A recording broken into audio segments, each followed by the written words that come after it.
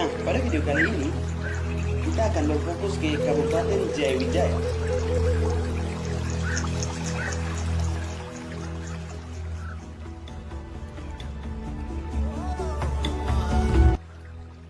Kabupaten Jayawijaya diresmikan pada tanggal 10 September 1969 dan dibentuk berdasarkan pada Undang-Undang Nomor 12 Tahun 1969.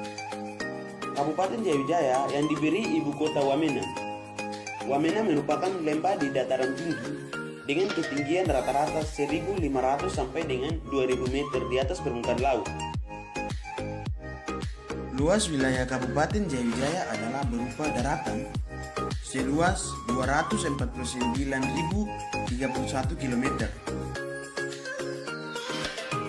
Melalui Undang-Undang Nomor 17 Tahun 2011, Kabupaten Jayawijaya memiliki 40 distrik, 328 kampung, dan 4 kelurahan. Sejak Jayawijaya lahir hingga kini tahun 2020 sudah berumur 51 tahun. Dengan jumlah penduduk laki-laki 14.1.532 jiwa, jumlah perempuan 13.958 jiwa.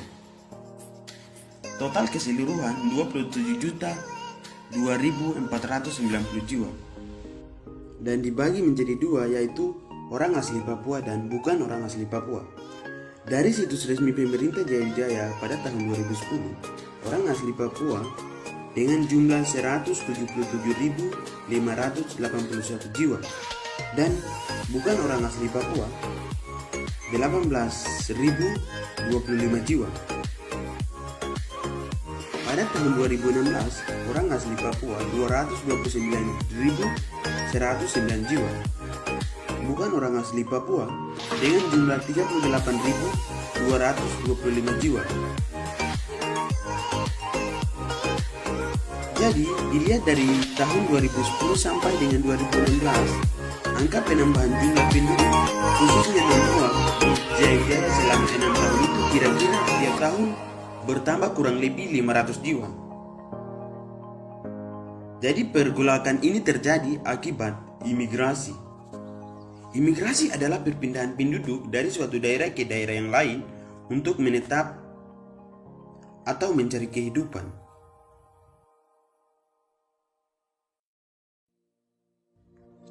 Sehingga di dalam 6 tahun itu pertumbuhan penduduk non-Papua begitu cepat meningkat.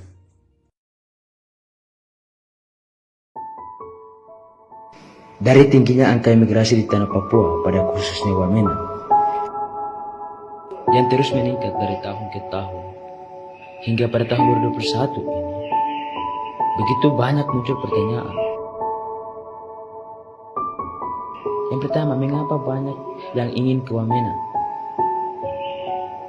Pada dasarnya secara realitas bisa kita lihat karena umumnya Wamena memiliki banyak keunikan tersendiri, baik dari sumber daya alamnya, wisatanya,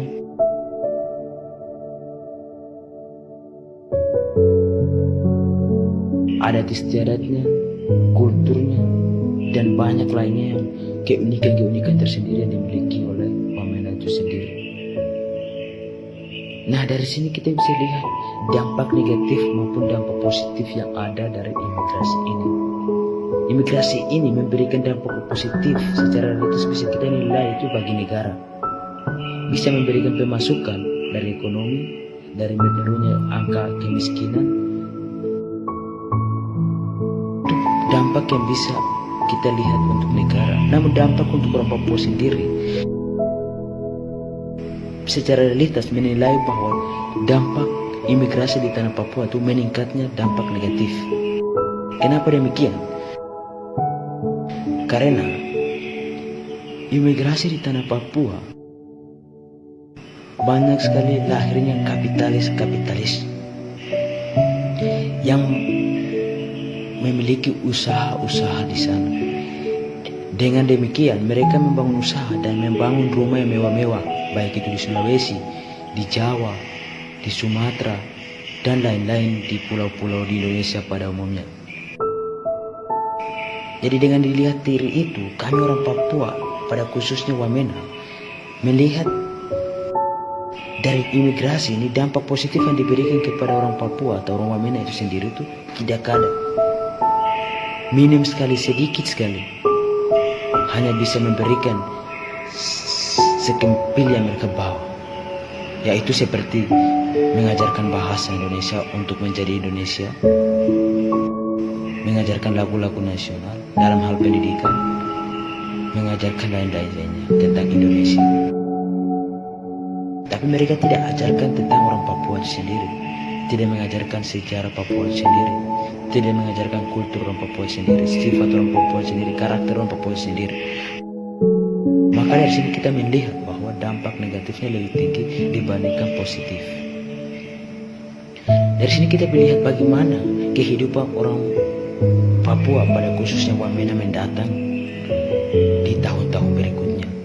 Kehidupan ini kita bisa lihat secara realitas saat ini telah tergeser. Kehidupan orang Wamena sendiri itu ke pedalaman, ke pegunungan, sedangkan di perkotaan diisi oleh orang-orang non Wamena, baik itu orang Papua sendiri, orang luar Papua maupun orang luar Indonesia.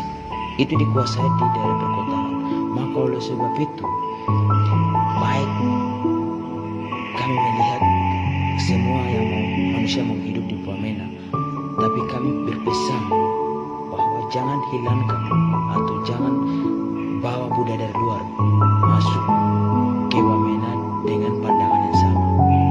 Boleh bawa masuk budaya yang baik, tetapi tolong lihat orang Papua, lihat orang Wamena, dan lihat dari apa yang mereka punya di situ.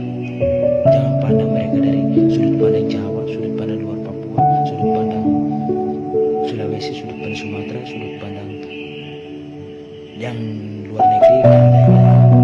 Pandang orang Papua sebagai orang Papua sendiri, dari kultur, budaya, adat istiadat, tradisi, dan lain sebagainya. Pandang mereka dari Papua sendiri.